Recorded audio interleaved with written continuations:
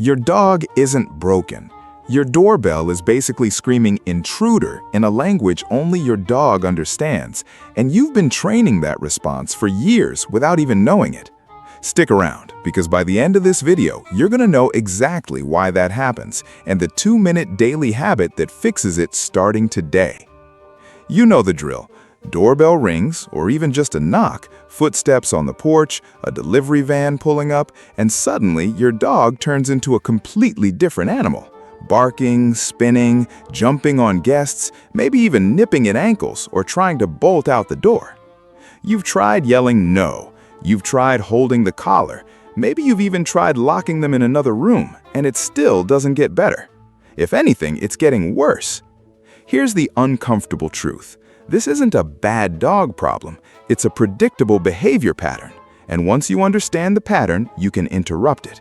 It's not disobedience, it's arousal. Let's break down what's actually going on in your dog's brain in that moment, because understanding the why is what makes the how actually stick. Reason number 1, the front door is a genuine threshold. To your dog, the door isn't just wood and a doorknob, it's the boundary between my safe den and the unknown world. Every knock, every doorbell, every stranger's footsteps is information crossing that boundary. Your dog's job, in their mind, is to react to that information immediately. Reason number 2, you've accidentally reinforced the chaos. Here's the part nobody tells you. Every single time the doorbell rings, your dog barks, and then the door opens and something exciting happens, a guest walks in, you go outside, whatever, your dog's brain logs a lesson. Barking and spinning made the exciting thing happen. You didn't mean to teach that, but dogs learn by consequence, not intention. Reason number 3, it's a self-reinforcing arousal spiral. Barking isn't just noise, it physically increases your dog's heart rate and stress hormones. So the longer it goes on, the harder it is for your dog to calm down even after the threat, aka your neighbor with an Amazon package, is gone. So to recap, it's a trigger, the door, a learned reward pattern, excitement follows the reaction, and a physiological spiral, barking fuels more barking. 3 ingredients, which means we need a 3-part fix. Here's exactly what to do, step by step. This works whether you're in a house with a doorbell, a UK terrace with a letterbox knocker, or a flat with a buzzer. The principle's the same. Step 1, break the trigger-response link with fake doorbells. You cannot fix door reactivity by only practicing on the real high-stakes moments. Guests arriving is too exciting and too rare to train on.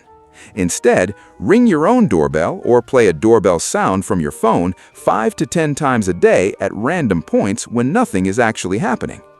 Every time it rings, calmly toss a treat away from the door onto the floor, so your dog moves away from the trigger to get it. You're teaching a new automatic response. Doorbell means look for a treat on the floor, not doorbell means launch at the door. Do this for about a week before layering in the next step. Step 2, give your dog a job, the place command. A dog mid-meltdown doesn't have room in their brain to also calm down. That's too abstract. Instead, give them a specific physical task. Go to a mat or bed a few feet from the door and sit or lie down.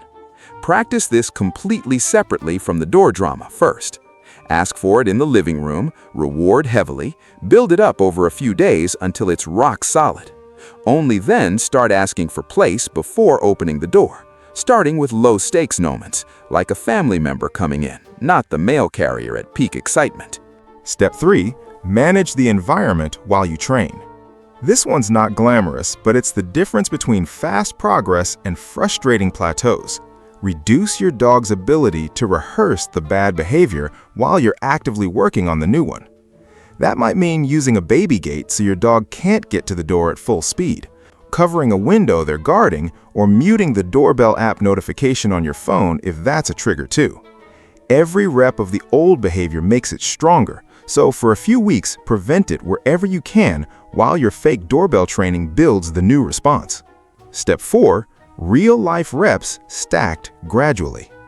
Once place is solid and your dog's calmer on the fake doorbell drills, start stacking real visitors, but stack the difficulty gradually. Start with a familiar person knocking softly. Reward calm behavior generously.